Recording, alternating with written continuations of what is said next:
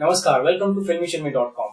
National highway project के whistle blowers, licence की दुनिया की high fly society woman, cash on contract के क्रोनी कैपिटलिस्ट्स, देश, समाज और इंसानियत को ताक पर रखने वाले पैसे और प्रॉफिट के पुजारी, राजनीति की ब्लैकमेल के दांव पेच, ऑपोजिशन की राजनीतिक रूलिंग पार्टी से साठ-गांठ और इसके साथ साथ टेलीकॉम का मामला, social responsibility versus growth, inclusive growth और आम आदमी की बेजुबान बदहाली और साथ ही साथ क्या आज के परिवेश में गांधीयन वैल्यूज और अहिंसा का कोई मूल्य है? क्या कोई भी जन आंदोलन टोटली नॉन वायलेंट हो सकता है? हमारे देश का भविष्य क्या है? क्या हमारे देश में पूरी तरह बदलाव लाने के लिए एक क्रांति की जरूरत है?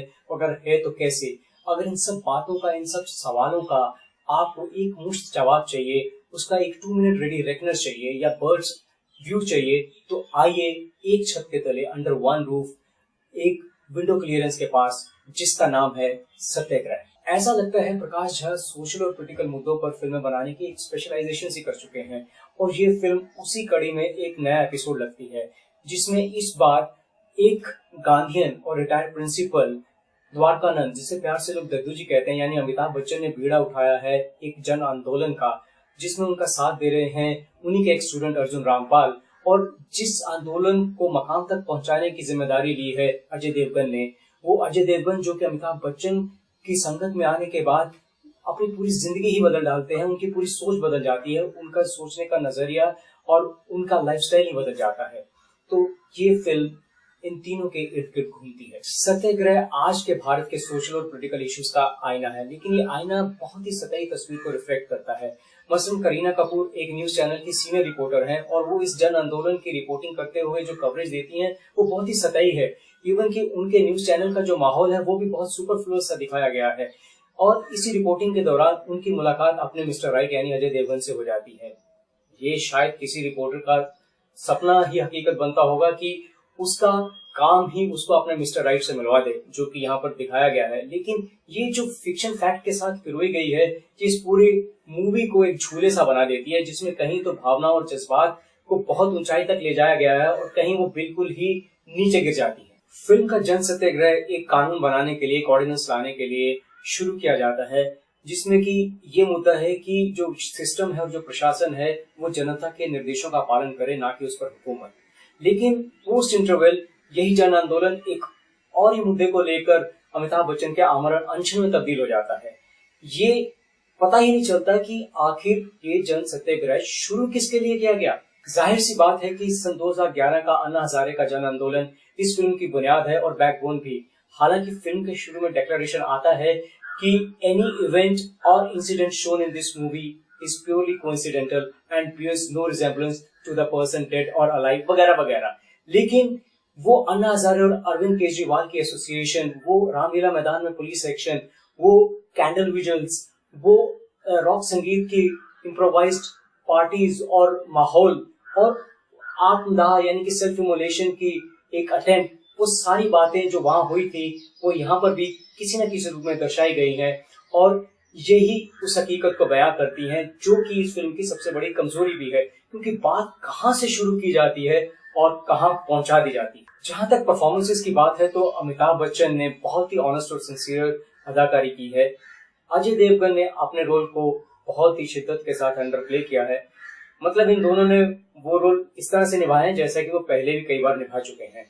और जहां तक करीना कपूर का सवाल है तो वो, जैसा मैंने आपको बताया, वो एक न्यूज रिपोर्टर बनी है और डायरेक्टर प्रकाश झा शायद इस कंफ्यूजन में रहे कि वो अपनी इस हीरोइन को, अपने इस किरदार को एक ग्लैमरस गर्ल की तरह पेश करें या एक ग्राउंड जीरो पर काम करने वाली हार्डकोर रिपोर्टर का।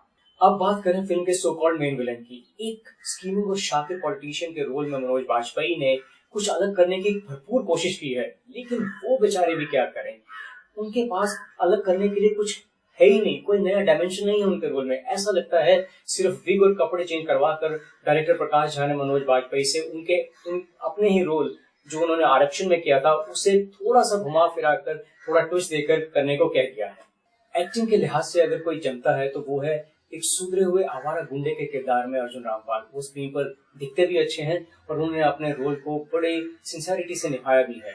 और अमिताभ बच्चन की बहू बनी है अमृता राव, जिनका रोल ओके है, और जो बाकी सपोर्टिंग कास्ट है वो सारी ही ओके है। जहां तक म्यूजिक का सवाल है तो रघुपति राघव राजा राम भजन को सलीम सुलेमान ने एक नए आयाम से पेश किया है, लेकिन लिरिसिस्ट प्रसून जोशी ने उसे व्यवस्था, आम आदमी की लाचारी और क्रांति के उद्घोष का जामा पहना दिया है। इसी वजह से उसकी गरिमा जाती रहती है। उधर रस के भरे तोरे नैन सांवरिया सुनने में अच्छा लगता है, लेकिन उसकी पिक्चराइजेशन बहुत ही अनइमेजिनेटिव है, जिससे उसका पूरा इम्पैक्ट ही सुपरफ्लुअस हो जाता है। उधर जनता रॉक्स पूरे मुद्दे को ही हल्का कर देता है। सत्याग्रह में जन आंदोलन में प्रोटेस्ट मार्चेस के साथ साथ सोशल मीडिया को भी शामिल किया गया है, और उसमें फेसबुक और ट्विटर पर मैसेजेस को सुपर किया गया है, उनके कमेंट्स को सुपर किया गया है, और वो सारे ही कमेंट्स और मैसेजेस इंग्लिश में है। ऐसा लगता है कि ये मूवमेंट मासिस की नहीं, मिडिल क्लास की मूवमेंट है, जबकि जिस शहर और जिला की ये मूवमेंट दिखाई गई है वो एक फिक्टिशियस अंबिकापुर शहर है, जिसकी सारी ही पॉपुलेशन गरीब दिखाई देती है, और वहां पर गरीबों के भी मुद्दों की हक की लड़ाई लड़ी जा रही है। तो फिल्म के क्लाइमैक्स तक आते आते जहां स्क्रीन पर सारे हालात बेकाबू होते जाते हैं, वहीं पर थिएटर में बैठे ऑडियंस का धीरज भी बेकाबू होता जाता है। तो सत्याग्रह में वो सब कुछ है जिसे आप पहले न्यूज चैनल्स पर देख चुके हैं, जबकि अन्ना हजारे का आंदोलन पूरे जोरों शोरों पर था। बस इतना सा किया गया है कि पूरे इस मुद्दे को एक 2.5 घंटे की पिक्चर में समेटकर परोसने की पुरजोर कोशिश की गई है, कोई कमाल नहीं किया गया है। क्योंकि पूरी फिल्म देखने के बाद आप एक कंफ्यूजन के साथ बाहर आते हैं। एक ऐसी गुजराती थाली की तरह है जिसमें ये समझ नहीं आता कि क्या खाएं और क्या छोड़ें, और ये भी डर बना रहता है कि अगर ज्यादा खा लिया तो कहीं बदहजमी ना हो जाए। भाई बड़ी टेढ़ी खीर है ये सत्याग्रह।